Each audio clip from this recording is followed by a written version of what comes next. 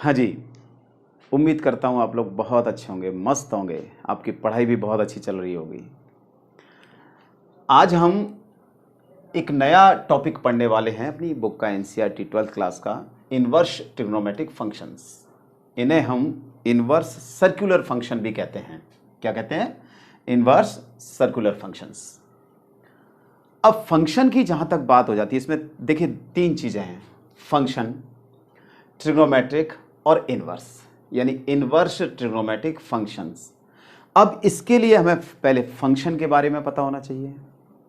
Function के बारे में हम 11th में पढ़ चुके हैं, 12th में भी हमने काफ़ी डेप्थ में जाकर के पढ़ा था, काफ़ी अच्छे तरीके से पढ़ा है ना। ट्रिग्नोमेट्रिक, हमने ट्रिग्नोमेट्रिक रेशियोज़ 11th क्लास में पढ़े हैं। तो जो ट्रिग्नोमेट्रिक रेशियोज होते हैं उन्हीं को अपन ट्रिग्नोमेट्रिक फंक्शंस कहते हैं। ठीक है। अब इन्वर्स फंक्शन, बात इन्वर्स फंक्शन की है, तो इन्वर्स फंक्शन भी हमने अभी इससे पहले जो टॉपिक था रिलेशन एंड फंक्शंस, उसमें काफ़ी विस्तार से पढ़ा है, काफ़ी अच्छे तरीके से पढ़ा है। तो मैं समझता हूँ कि जहाँ तक इन्वर्स फंक्शन की बात है तो वहाँ तक तो कोई दिक्कत नहीं है। अब हमें नया टॉपिक पढ़ना है, इन्वर्स ट्रिग्नोमेट्रिक फंक्शन। तो चलिए बड़े ही शॉर्ट में हम, ठीक है ना, बड़े शॉर्ट में हम पहले जो हमने इन्वर्स फंक्शन पढ़ा है उसको थोड़ा सा रिवाइंड करते हैं। क्या था कि अगर मान लीजिए कोई function f such that x to y है, ठीक है ना, और ये कैसा है, 1 1 एंड ऑन टू है, मतलब बाइजेक्टिव फंक्शन है। कैसा फंक्शन है ये? बाइजेक्टिव फंक्शन है। और कैसे है? ये है fx is equal to y से। ठीक है, fx is equal to y का मतलब है, अगर हम थोड़ा सा मैपिंग से दिखाएं तो f x y है ना, ये x और ये y। ठीक है, हमें ये पता है कि जब कोई फंक्शन डिफाइन होता है ना, x टू y डिफाइन होता है, तो ये जो है ना, ये क्या कहलाता है? इसका डोमेन कहलाता है, डोमेन ऑफ f। ये क्या होता है? Range of f। वैसे कोडोमेन होता है, लेकिन x की इमेज y है, x की इमेज क्या है? y है, तो y इज इक्वल टू कितना हो गया? fx हो गया, ये इसकी रेंज हो गई। ठीक है, अब ये 1 1 एंड ऑन टू है। कैसा फंक्शन है ये? 1 1 एंड ऑन टू है, बाइजेक्टिव है, तो हम एक unique function g such that y to x define कर सकते हैं। और कैसे कर सकते हैं?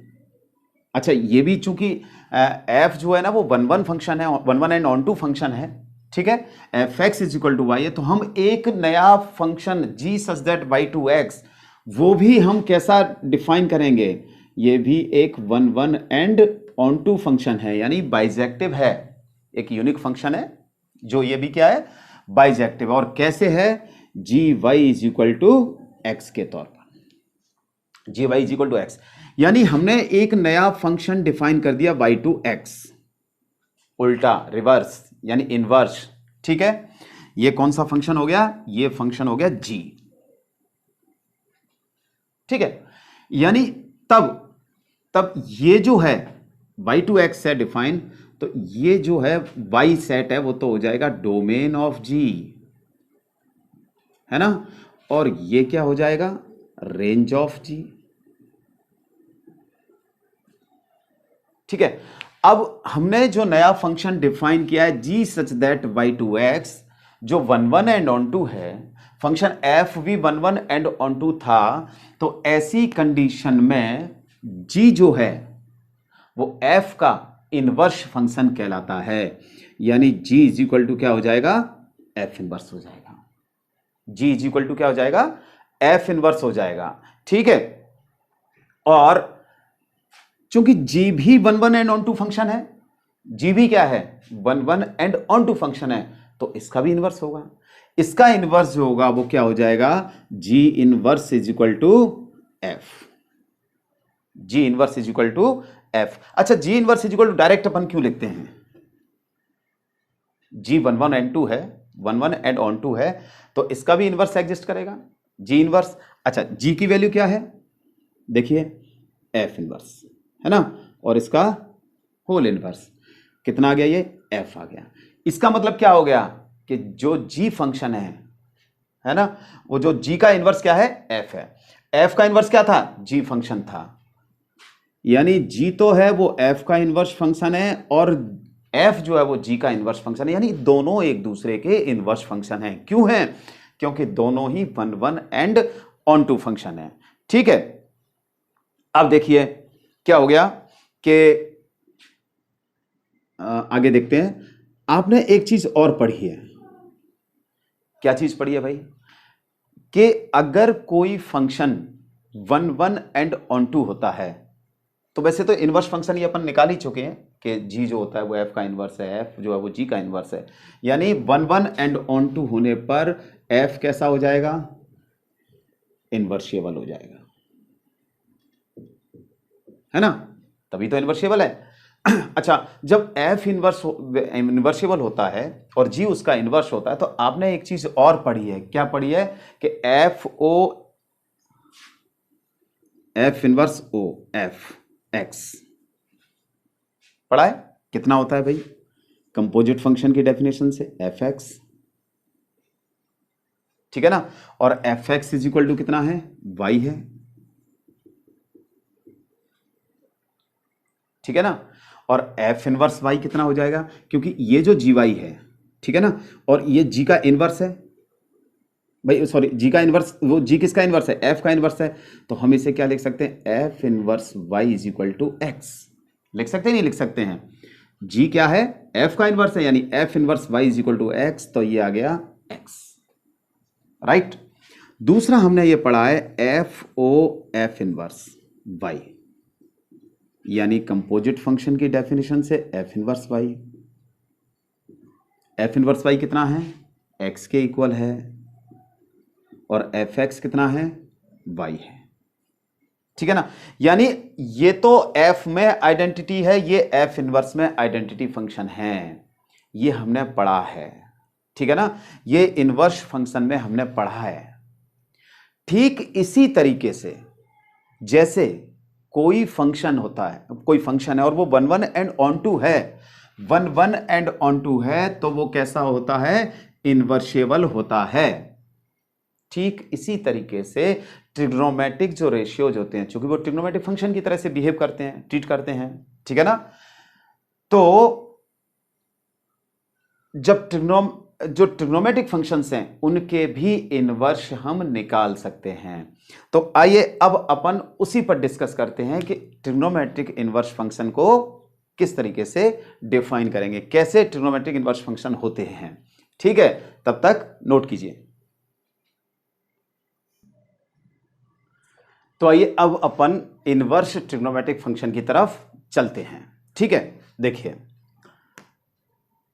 लास्ट ईयर जब हमने फंक्शंस पढ़े थे, ट्रिग्नोमेट्रिक रेशियोज वगैरह पढ़े थे, उसमें साइन कॉस है ना, टेन सेक कोसेक वगैरह सब कॉट वगैरह पढ़े थे, तो हम एक फंक्शन लेकर के चलते हैं, क्या है, एक फंक्शन डिफाइन करते हैं f such that R to R और f x is equal to sine x, ठीक है, हमने ग्राफ भी पढ़े हैं, तो चलिए आप अपन एक इसके ग्राफ की बात करते हैं। तो इसका जो ग्राफ होता है, ये ओरिजिन, ये इसका x axis,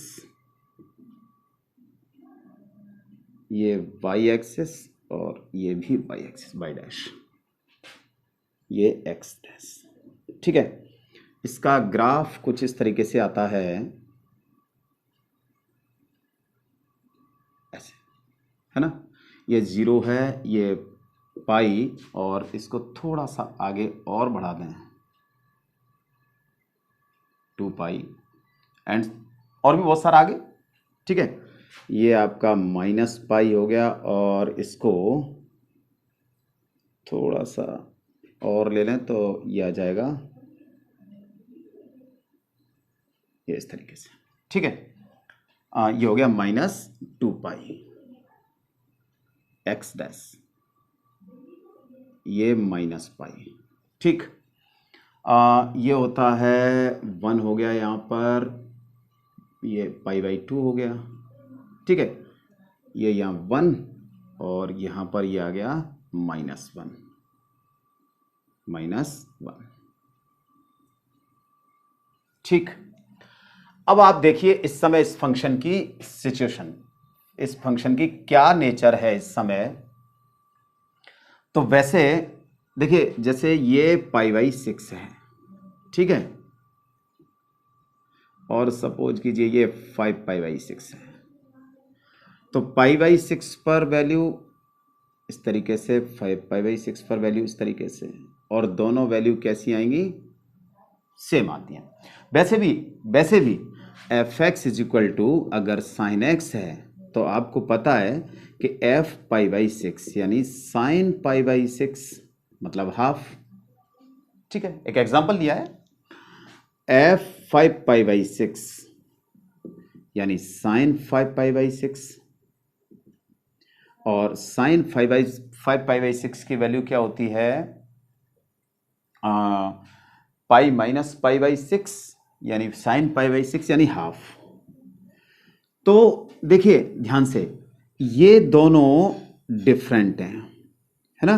F 5 pi by 6 is equal to f pi by 6 कितना है, हाफ है दोनों की वैल्यू, लेकिन 5 pi by 6 is not equal to pi by 6, is not equal to pi by 6। इसका मतलब कैसा है, इसका मतलब यह है कि ये जो फंक्शन है वो मैनी वन, इस समय तो क्या है, ये मैनी वन इनटू फंक्शन है। कैसा है ये, मैनी वन इनटू, ठीक है। यहां भी हमने देख लिया कि मैनी वन है ना। और हम देख सकते हैं कि इसकी जो भी इसका ग्राफ आ रहा है, इसकी रेंज क्या हो जाएगी, इसकी रेंज -1 से 1 है। तो अगर हम इस फंक्शन में कुछ रेस्ट्रिक्शंस लगा दें, कुछ प्रतिबंध लगा दें, कुछ कंडीशन लगा दें, तो ये फंक्शन, और कंडीशन क्या, अगर हम इसकी जो रेंज है वो -1 से 1 कर देते हैं, -1 से 1 कर देते हैं, तो ये फंक्शन कैसा बन जाएगा, ऑन टू फंक्शन बन जाएगा। यानी अगर ये f such that R2 -1 to 1 हो जाए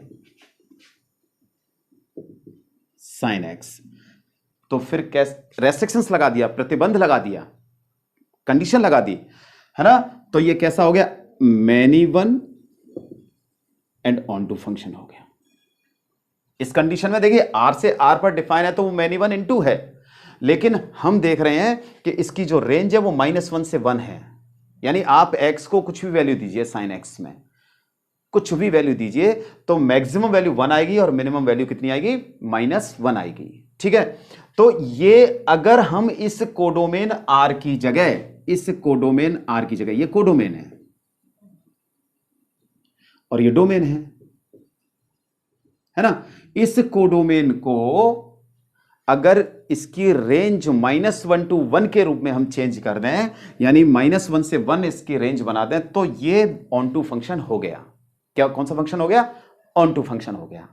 अब समस्या क्या रह गई है, अभी समस्या यह है कि इस मैनी वन शब्द को हटाना है, इसको हटाना है, तभी तो इसका इनवर्स फंक्शन आएगा।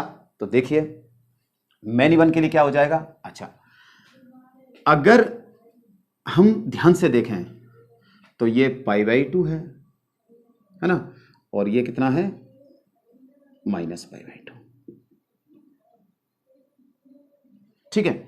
अगर हम ध्यान से देखें तो इस ग्राफ को अगर इतना सा ले लें, इतना सा यहां से यहां तक, ठीक है ना, यहां से यहां तक ले लें, तो -पाई बाई 2 से पाई बाई 2 तक जैसे ही हम इसका डोमेन ले लेते हैं, इसका डोमेन ले लेते हैं, तो ये फंक्शन तुरंत क्या हो जाएगा, 1 1 हो जाएगा। तो अगर इसको हम f such that -pi by 2 से पाई बाई 2 ले लेते हैं, तो कितना हो जाएगा ये f x is equal to sine x. कैसा फंक्शन हो जाएगा, यानी 1/1/2 हो जाएगा। तो जब कोई फंक्शन 1/1/2 हो जाता है तो हमें यह पता है कि फिर वो कैसा फंक्शन हो जाएगा, इनवर्स फंक्शन हो जाएगा। कैसा फंक्शन हो जाएगा, इनवर्स फंक्शन हो जाएगा। उसका इनवर्स डिफाइन कर सकते हैं अपन, ठीक है ना। तो अब देखिए ये क्या चीज है, ये इसका डोमेन है। ये क्या चीज है, ये इसकी रेंज है, ठीक है। यानी 1/1 फंक्शन हो गया। अच्छा, ऐसा नहीं है कि यहीं से यहीं तक। अभी आप देखिए, अगर हम यहां से ये 3π/2, ठीक है ना, और ये -3π/2, ठीक है, यहां से यहां तक लें, यहां से यहां तक, ठीक है ना, π/2 से 3π/2, या -π/2 से -3π/2 तक लें, ठीक है ना। तो यहां तक भी अगर हम ये भी लेते हैं, कितना लें, π/2 से 3π/2, और इसकी रेंज कितनी रहे, -1 से 1, f x is equal to sine x. तब भी ये फंक्शन कैसा है, तब भी ये फंक्शन 1/1/2 होगा। कैसा होगा, 1/1/2, ठीक है। अच्छा, अब ये तो अपन कई बार डिस्कस कर चुके हैं, जब फंक्शन 1/1 और ऑन2 होता है तो उसका इनवर्स जो है वो फंक्शन इनवर्सेबल होता है ना। वो फंक्शन कैसा हो जाएगा, इनवर्सेबल हो जाएगा। तो ऐसी, अच्छा ऐसा नहीं है कि π/2 से 3π/2, एक -π/2 से, एक और देखिए अपन, f सच दैट -3π/2 से -1 to 1। यहां भी देखिए ये 1/1/2 है। यहां भी कैसा फंक्शन है, ये जो फंक्शन है वो 1/1/2 है, ठीक है ना। तो अगर ऐसी कंडीशन में, अच्छा ये तो अपन को पता लगी गया कि ये इसके डोमेन है, ये भी डोमेन है, ये भी डोमेन है, ये रेंज है, रेंज तो सेम है इसकी, है ना। तो चूंकि ये 1/1/2 फंक्शन है तो हम इसका इनवर्स फंक्शन डिफाइन कर सकते हैं। इनवर्स फंक्शन कैसे डिफाइन हो जाएगा, अब आपको पता है कि जब कोई इनवर्स फंक्शन हम डिफाइन करते हैं, अभी हमने देखा था कि f such that x to y कोई फंक्शन है, 1/1/2 है, तो ये इनवर्सेबल होता है। तब एक नया function g y to x define करते हैं, ये भी 1/1/2 होता है। तब इस फंक्शन का मतलब f का जो g है वो इनवर्स फंक्शन कहलाता है। मतलब g is the inverse of f, g is the inverse of f। और जो कि g भी 1/1/2 है तो ये भी इनवर्सेबल है। इसका मतलब g inverse is equal to f, ये हमने अभी पढ़ा था। तो अब हम इस फंक्शन का इनवर्स फंक्शन डिफाइन कर सकते हैं। अच्छा देखिए, ठीक है ना। तो चलिए पहले इसको नोट कीजिए। तो हमने ये देखा कि अभी इससे पहले कि जब वो फंक्शन sin x जो है f सच दैट r ये था, है ना, तो ये कैसा था, many one and into function था। Many one and into function था। तो हमने कुछ रेस्ट्रिक्शंस लगा दिए, कुछ प्रतिबंध लगा दिए, कुछ शर्तें लगा दी इस पर। क्यों शर्तें क्यों लगा दी, क्योंकि जब ये many one and into function था तो इसका इनवर्स फंक्शन एग्जिस्ट नहीं करता। इनवर्स फंक्शन के लिए कंडीशन ये है कि उस फंक्शन को 1/1/2 होना चाहिए, यानी बाइजेक्शन होना चाहिए।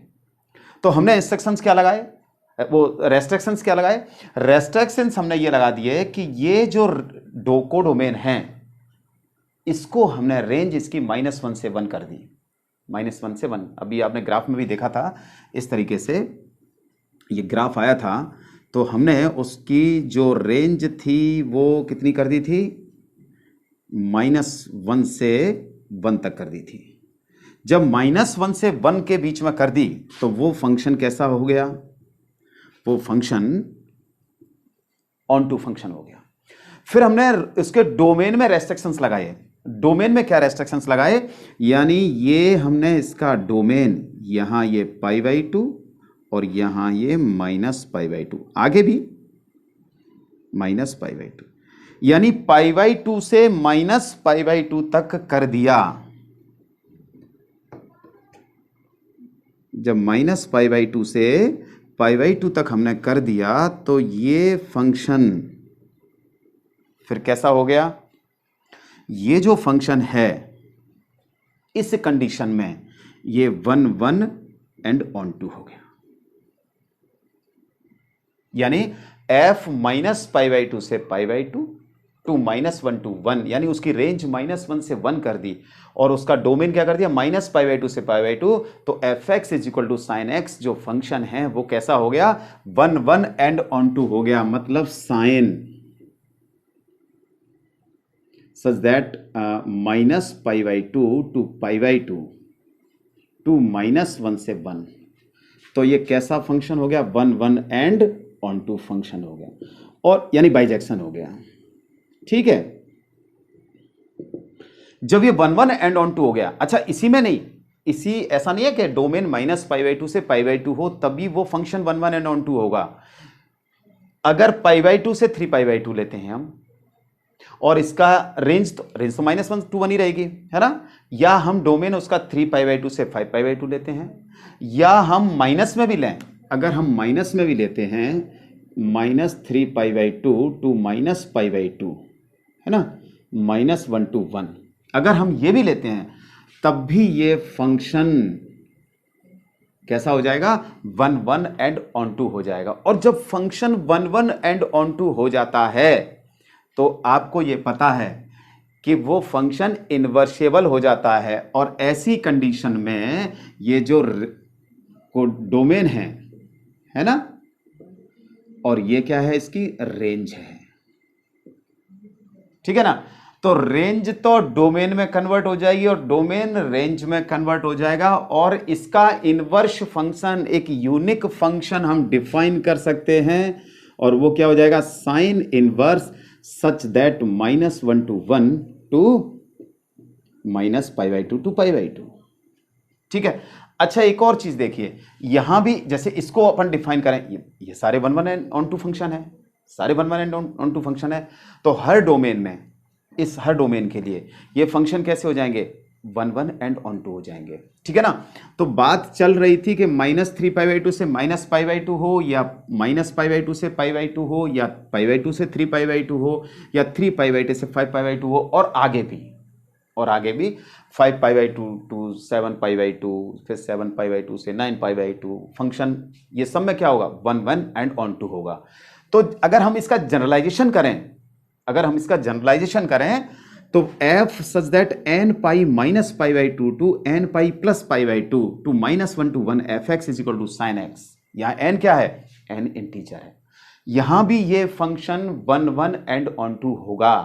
तो 1 1 एंड मतलब इस डोमेन के लिए और इस रेंज के लिए ये फंक्शन यानी sin x हमेशा क्या होगा, 1 1 एंड ऑन टू होगा। तो 1 1 एंड ऑन टू है तो ये यानी बाइजेक्टिव हो गया, तो इसका इनवर्स फंक्शन हो गया। ठीक है, तो इस तरीके से अपन सबको डिफाइन कर सकते हैं, साइन इनवर्स π/2 to 3π/2। ठीक है, साइन इनवर्स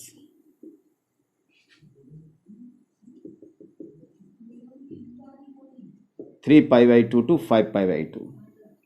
ठीक है ना, ये सारे फंक्शन साइन इनवर्स को रिप्रेजेंट करते हैं। ये जो है, ये सभी जो आ रहे हैं, ये होती है इसकी रेंज। ये क्या कहलाती है, इसकी रेंज कहलाती है ना। लेकिन अगर कोई फंक्शन यानी साइन इनवर्स, कोई फंक्शन नहीं, sine inverse such that -1 to 1 to -π/2 to π/2 है, ठीक है ना, तो ये जो -π/2 to π/2 होती है, ये देखिए एक ब्रांच की तरह से है। अगर एक पेड़ की ब्रांच देखें ना, तो एक ब्रांच की तरह से है ये, है ना। तो इसको अपन क्या कहते हैं, इसको अपन कहते हैं प्रिंसिपल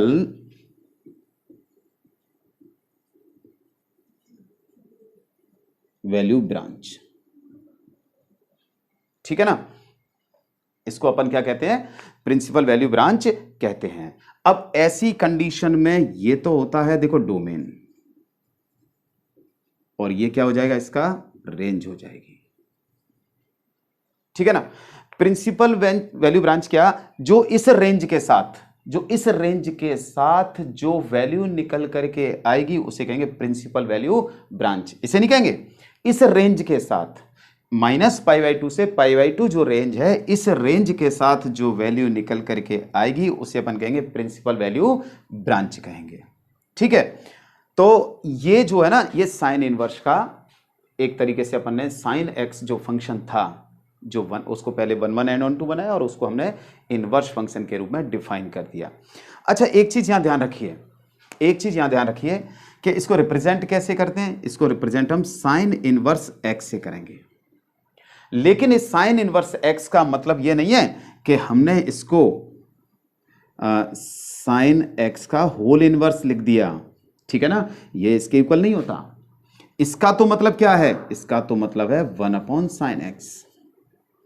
ठीक है, या फिर आप साइन इनवर्स एक्स को क्या लिखें, ऐसे लिख दें 1/sin x। ये भी नहीं लिखते। ठीक है ना, ये -1 पावर नहीं है, ये जो साइन के ऊपर -1 लगाया, ये -1 इसकी पावर नहीं है, बल्कि ये क्या है, ये -1 तो इनवर्स फंक्शन को रिप्रेजेंट करने का एक मेथड है, एक विधि है, तरीका है, इसलिए साइन इनवर्स एक्स हो गया। ठीक है ना, तो जो ब्रांच इस -π/2 से π/2 रेंज में निकलेगी उसे अपन प्रिंसिपल वैल्यू ब्रांच कहते हैं। ठीक है, ये साइन इनवर्स फंक्शन को अपन ने इनवर्स ट्रिग्नोमेट्रिक फंक्शन के रूप में बता दिया। नोट कीजिए। तो देखिए, अभी हमने साइन इनवर्स को पढ़ा कि इनवर्स फंक्शन कैसे डिफाइन हो सकता है, उसकी हमने प्रिंसिपल वैल्यू ब्रांच भी देखी थी, है ना, उस फंक्शन का डोमेन भी देखा था कि inverse function, sine inverse function का डोमेन क्या होगा, उसकी रेंज क्या होगी, है ना। अब अगर हम, जो हमारे पास 6 ट्रिग्नोमेट्रिक रेशियोज होते हैं, उन्हें अपन फंक्शन में भी डिफाइन करते हैं, क्योंकि जब एंगल रेडियन में होता है ना, तो वो एंगल में जो रेडियन में होता है वो एक रियल नंबर को रिप्रेजेंट करता है। वो आपने 11th में पढ़ा है ना, कि हर रेडियन जो एंगल होता है वो उसको रियल नंबर को रिप्रेजेंट करता है, इसलिए वो, और उसके हर एंगल के लिए एक पर्टिकुलर उसकी इमेज होती है, एक यूनिक इमेज होती है, इसलिए वो फंक्शन हो जाता है। खैर, ये 11th में हमने पढ़ा है। तो अब हमने जो ट्रिग्नोमेट्रिक, इनवर्स ट्रिग्नोमेट्रिक फंक्शंस हैं, जिन्हें हम इनवर्स सर्कुलर फंक्शन भी बोलते हैं, उनकी principal value branches along with their domain and range क्या है, कि साइन इनवर्स का जो डोमेन होता है वो -1 to 1 होता है, और उसकी रेंज होगी -π/2 to π/2। ठीक है ना, और इसको अपन किस तरीके से रिप्रेजेंट करते हैं, इसको हम y = साइन इनवर्स x से रिप्रेजेंट करते हैं। ठीक है, कॉस इनवर्स को देखिए, कॉस इनवर्स का जो डोमेन होता है वो -1 to 1 होता है, और इसकी जो रेंज होती है वो 0 to π होती है, यानी क्लोज्ड इंटरवल में है। ध्यान दीजिए, क्लोज्ड इंटरवल में है दोनों की रेंज, दोनों के डोमेन क्लोज्ड इंटरवल में है। ठीक है ना, और इसको कैसे रिप्रेजेंट करेंगे, y = cos इनवर्स x से। कोसेक इनवर्स, ध्यान दीजिए, कोसेक इनवर्स, इसका जो डोमेन होता है वो r -1 to 1 होता है। देखिए ध्यान से, ये जो है वो ओपन इंटरवल है, ओपन इंटरवल है, ये ओपन इंटरवल -1 to 1 है, यानी रियल जो सेट ऑफ रियल नंबर्स होता है उसमें से हमें -1 और 1 को हटा देना है। -1 से 1 के बीच की जो वैल्यू है, -1 और 1 नहीं, -1 से लेकर के 1 के जो बीच की वैल्यू है वो सारी हटा देनी है, वो उसका डोमेन हो जाएगा। और रेंज क्या हो जाएगी, -π/2 to π/2, लेकिन इसमें 0 इंक्लूड नहीं है। 0 हो रहा है, पर्टिकुलर -0, ठीक है ना, तो 0 इसमें इंक्लूड नहीं है। और इसको कैसे रिप्रेजेंट करेंगे, y = cos इनवर्स x से। इस डोमेन को हम, जो r- ये लिखा हुआ है r -1 to 1, इस डोमेन को हम कैसे रिप्रेजेंट कर सकते हैं? मतलब सीधा सा ये है कि देखिए, आपको पता है कि यहां ये इंफिनिटी और ये यहां माइनस इंफिनिटी, इंफिनिटी से माइनस इंफिनिटी तक के जितने भी नंबर्स होते हैं वो सब रियल नंबर्स होते हैं। यानी आर को हम क्या लिख सकते हैं? आर को हम माइनस इंफिनिटी टू इंफिनिटी इस तरीके से भी लिख सकते हैं। ठीक है, रियल नंबर्स को इस तरीके से रिप्रेजेंट कर सकते हैं। अब -1 to 1, ये -1 यहां और ये 1 यहां। ठीक है, यहां से लेकर के यहां तक की सारी वैल्यूज, यहां तक की, इसमें -1 इंक्लूड है, यानी इसको हम क्लोज्ड इंटरवल बना देते हैं, इसको क्लोज बना दिया, और इनको छोड़ करके यहां से लेकर के यहां तक।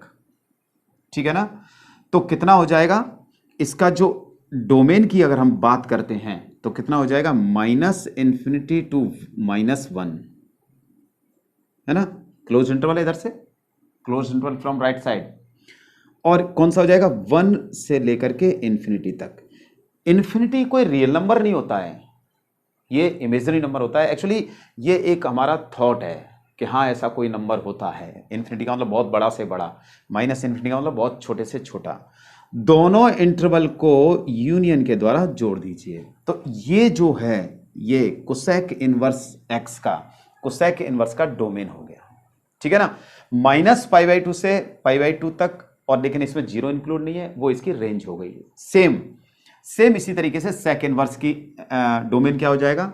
-1 to -1 यूनियन 1 to इंफिनिटी, या r -1 to 1 to 0 to π -π/2, ये सेक इनवर्स एक्स की है। ठीक है, tan इनवर्स क्या? tan इनवर्स का डोमेन r हो जाएगा और रेंज क्या हो जाएगी? -π/2 to π/2। ध्यान रखिए ओपन इंटरवल है, स्मॉल ब्रैकेट है। ओपन इंटरवल का मतलब है कि इसमें -π/2 और π/2 इंक्लूड नहीं है। इंक्लूड क्यों नहीं है ये भी देखिए आप थोड़ा सा। ये तो ट्रिग्नोमेट्रिक फंक्शन अपन पढ़ रहे हैं, सिंपल ट्रिग्नोमेट्रिक फंक्शन देखिए, आपको याद होगा कि tan π/2 कितना होता है? इंफिनिटी लिख देते हैं। एक्चुअली ये नॉट डिफाइन होता है, इस पर नॉट डिफाइन, अनडिफाइंड होता है। ठीक है ना? नॉट डिफाइन होता है, तो जिन पॉइंट्स पर नॉट डिफाइन होता है उन पॉइंट्स को अपन इंक्लूड नहीं करते। हम हमेशा वही पॉइंट्स लेते हैं जिन पर फंक्शन डिफाइन करता है। तो -π/2 पर डिफाइन नहीं है, π/2 पर डिफाइन नहीं है, इसलिए इसको हमने हटा दिया। ठीक है ना? और इसका इनवर्स, इसका जस्ट उल्टा इनवर्स फंक्शन होता है। ठीक है ना? तो यहां जो वैल्यू आ रही है उस पर डिफाइन नहीं होगा इनवर्स फंक्शन। ठीक इसी तरीके से कॉट इनवर्स का क्या है? r से लेकर के 0 to π, r to 0 to π, r इसका डोमेन है, इसे अपन -∞ टू इंफिनिटी भी लिख सकते हैं, और इसका डोमेन कितना हो जाएगा? 0 to π हो जाएगा। ये कॉट इनवर्स एक्स का हो गया, ये tan इनवर्स एक्स हो गया। अब इसमें कई बार कंफ्यूजन ये हो जाता है कि ध्यान नहीं रहता कि इसकी रेंज क्या है ना? इसकी रेंज क्यों? क्योंकि आपको जब क्वेश्चन करने हैं, ध्यान दीजिए, जब आपको क्वेश्चन करने हैं तो आपको एक्चुअली इस रेंज में जो प्रिंसिपल वैल्यू आएगी, जो वैल्यू आएगी निकल करके फंक्शन की, साइन इनवर्स की इसमें -π/2 to π/2 में, कॉस इनवर्स की 0 से π में, कोसेक इनवर्स की -π/2 to π/2 -0 में, ये जो वैल्यू निकल करके आएगी इन फंक्शंस की, वो प्रिंसिपल वैल्यू कहलाएगी। कौन सी कहलाएगी? प्रिंसिपल वैल्यू, है ना? इसीलिए प्रिंसिपल वैल्यू ब्रांचेज है along with their domain and range. ठीक है ना? तो आपको कैसे याद रखना है कि ये इसकी रेंज में ये 0 इंक्लूड नहीं है, इसमें π/2 इंक्लूड नहीं है? तो देखिए एक सिंपल सा आइडिया है, ये कोसेक इनवर्स है। तो कोसेक इनवर्स कैसे फंक्शन है? r -1 to 1 से लेकर के -π/2 to π/2 -0, ऐसी तो है। तो सिंपल फंक्शन कोसेक, सिंपल जो फंक्शन होगा उसके लिए ये तो डोमेन हो जाएगा और ये रेंज हो जाएगी। ये डोमेन हो जाएगा और ये क्या हो जाएगी? रेंज हो जाएगी। अब ये डोमेन हो जाएगा तो यानी कोसेक एक्स में आपको ये वैल्यू देनी है। ठीक है, आपने जैसे 0 रखा, एट x = 0, तो आपको पता है कोसेक 0 कितना होता है? इंफिनिटी होता है, यानी नॉट डिफाइन होता है। अनडिफाइंड हो गया कि नहीं? नॉट डिफाइन फंक्शन हो गया। तो मैंने अभी बताया था आप लोगों को कि जिन पॉइंट्स पर वो डिफाइन नहीं होगा फंक्शन, उन पॉइंट्स को हम बिल्कुल नहीं लेंगे। ठीक है, तो इस तरीके से ऐसे, अब ये कोसेक इनवर्स का हो गया 0। अब सेक इनवर्स के लिए देखिए, सेक इनवर्स में क्या है, ये π/2, π/2 नहीं है इसकी रेंज में। क्यों नहीं है? क्योंकि सेक π/2 यानी सेक एक्स π/2 पर नॉट डिफाइन होता है, यानी सेक π/2 की वैल्यू हम इन्फिनिटी लिख देते हैं, नॉट डिफाइन लिखते हैं। ठीक है, तो इस तरीके, अच्छा इसमें 10 में -π/2 क्यों नहीं है? अभी हमने डिस्कस किया था कि क्लोज्ड इंटरवल में क्यों नहीं है, क्योंकि 10 π/2 या 10 -π/2 यानी 10x π/2 और -π/2 पर नॉट डिफाइन होता है। ठीक है, इसीलिए इन पॉइंट्स को हम इंक्लूड नहीं करते। तो ये जो इनवर्स फंक्शन है, इनके ये डोमेन है, ये इनकी रेंज है। जब हम क्वेश्चन करेंगे तो हमें यह ध्यान रखना है कि किस फंक्शन के लिए, किस इनवर्स फंक्शन के लिए हम निकाल रहे हैं, हमें उसकी रेंज पता होना चाहिए। जैसे आप कोसेक इनवर्स की कोई वैल्यू निकाल रहे हैं, एक्सरसाइज क्वेश्चंस में देखेंगे, है ना। फॉर एन एग्जांपल मैं आपको ये बताऊं कि जैसे हम साइन इनवर्स हाफ है, ठीक है ना, साइन इनवर्स हाफ, और हमें इसकी वैल्यू पता करनी है। और आपके पास ऑप्शन कौन कौन से हैं? π/6 है ना, 5π/6 है, एंड मैनी मोर। ठीक है, आपके पास 11π/6 है। ठीक है, और चलिए 3 से ही बहुत है, 3 को ही देख लेते हैं, और डी नन ऑफ दीज।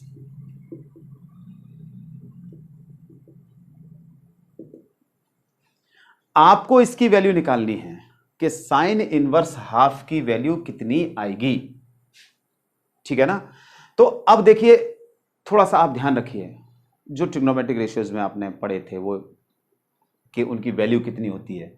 तो आप ये देखिए, साइन इनवर्स हाफ, साइन में हाफ किसकी वैल्यू होती थी? π/6 की होती थी, है ना।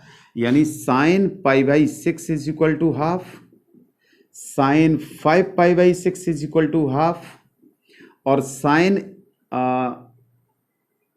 2π प्लस इसको, चलिए 11π/6 की तो वैल्यू -हाफ हो जाएगी, -हाफ। ठीक है, 2π -π/6। ठीक, कैसे हो जाएगी? इसको लिख सकते हैं 11π/6 को साइन 2π -π/6। फोर्थ क्वाड्रेंट में गया, और फोर्थ क्वाड्रेंट में हो गया ये माइनस साइन π/6, है ना, यानी -हाफ। तो हमें अब यह पता है कि π/6 और 5π/6 दोनों की वैल्यू हाफ होती है। दोनों की वैल्यू कितनी हाफ है, मतलब कितनी वैल्यू होती है? हाफ होती है।